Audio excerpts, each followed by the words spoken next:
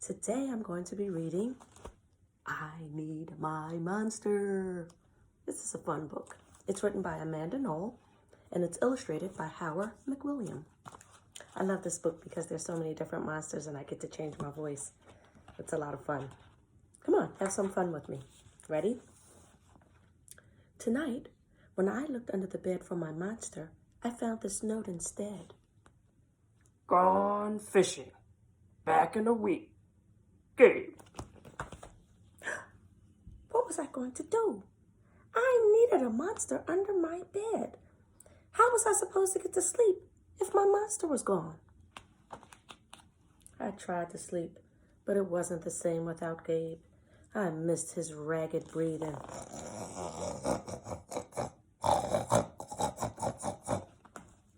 The scratching of his uncut claws. How would I ever get to sleep without Gabe's familiar scary noises and his spooky green ooze? It was no use. Gabe would be gone for a week, and I just had to have a monster.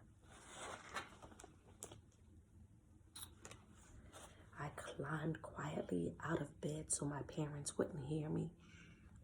Grown-ups have some strange ideas about monsters under beds. I knocked on the floorboards, then scrambled back under my covers and waited nervously. Would a new monster appear? What would he be like? Would his snorting be as cheerful as Gabe's?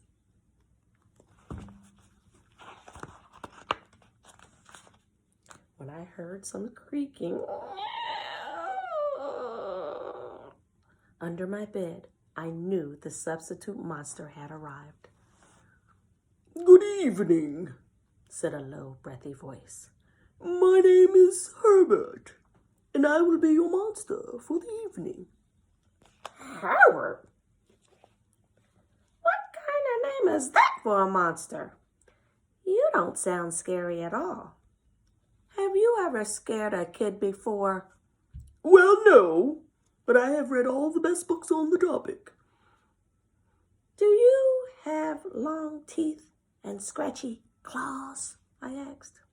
No, but I have an overbite. And I'm a mouth breather. Listen.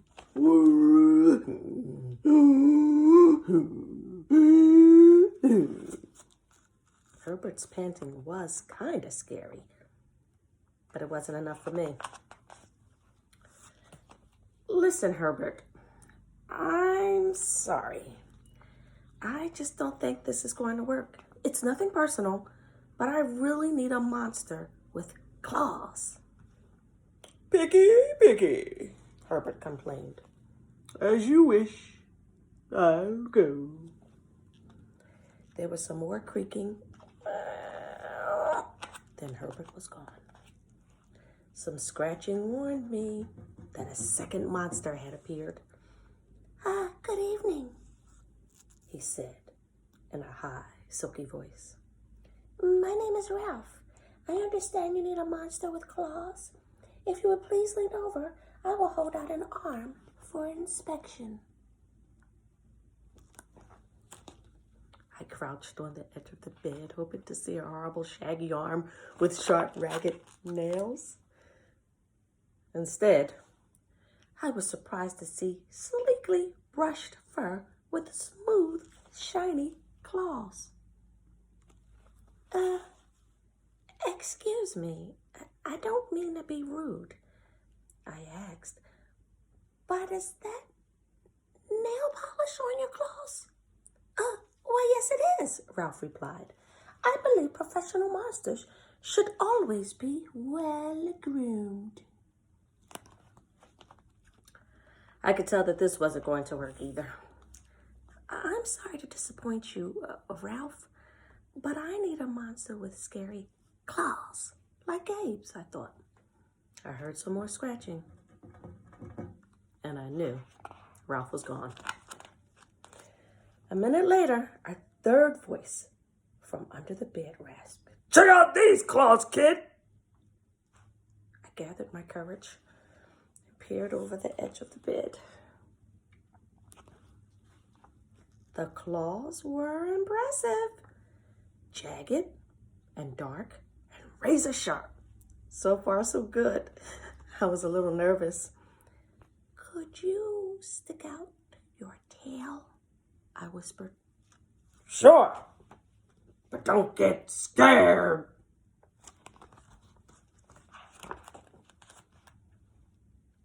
I peeked through my fingers at the slimy tail slithering over the foot of my bed. And that's when I noticed the bow. Are you a girl monster? Of course I am, she snapped. I'm Cynthia. Do you have a problem with that? Yeah, I do, I admitted. I definitely need a boy monster.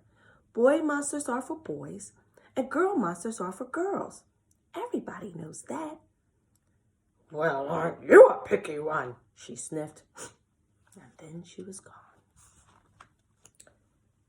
Was I being too picky? No. I knew that my monster needed to be well-clawed and menacing.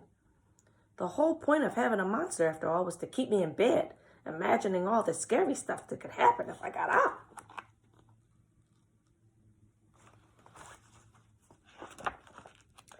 Then I heard a shuffling noise and some slobbering. A fourth monster was under my bed. Hey, the name's Mac. One look at his claws proved that Mac was a big, scruffy boy monster. I shivered. Maybe this one would work out. Oh, those claws were excellent. But do you have a long tail? I leaned over to see. No, my tail is stumpy. Max slurped. But I do have an unusually long tongue. Why would I be afraid of a tongue? I asked. Oh, I don't know, he said, trying to sound terrifying. You never know when I just might lick you. I fell back on the bed laughing.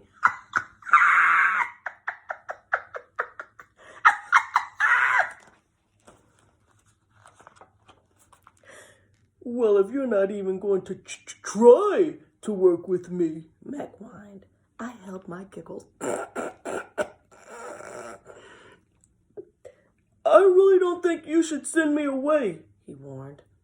Kids who reject 5 monsters in one night. Hey, I did not reject 5 monsters tonight, I interrupted. My regular monster, well, he went fishing. Fishing, eh? Huh. Maybe he just left because you're so picky. Fine, I'm out of here. And I wouldn't expect another monster tonight if I were you. How was I ever going to sleep without my monster?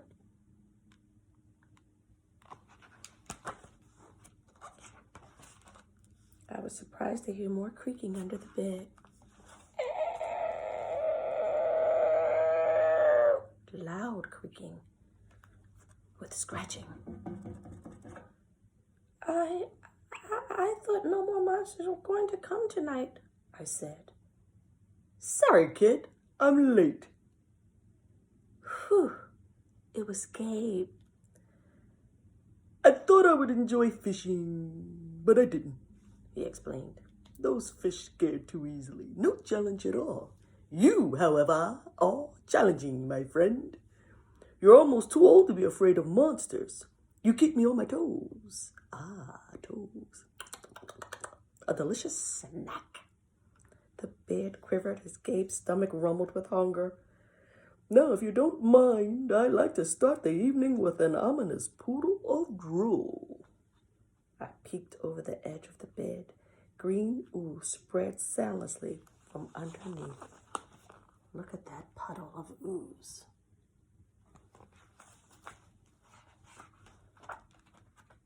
Then the bed trembled as Gabe unfurled his spiked tail. He was daring me to guess where he'd pop up. Ooh, I shivered.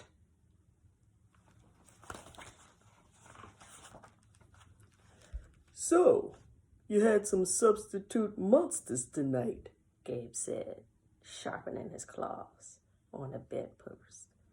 Were you, scared?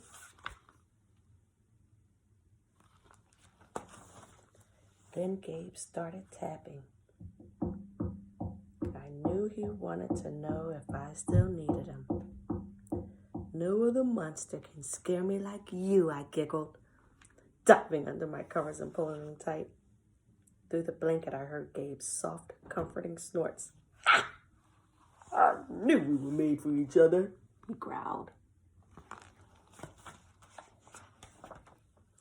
When my blanket started to slip off the bed, I knew Gabe was ready to eat. Now, if you could please, come on, stick out your foot, he said. I'd like to nibble on that pinky. I yanked my blanket back up and scrunched my feet in so Gabe couldn't get them. No toes tonight, but you can have this, I offered, pushing a pillow off the bed. I didn't even hear it hit the floor.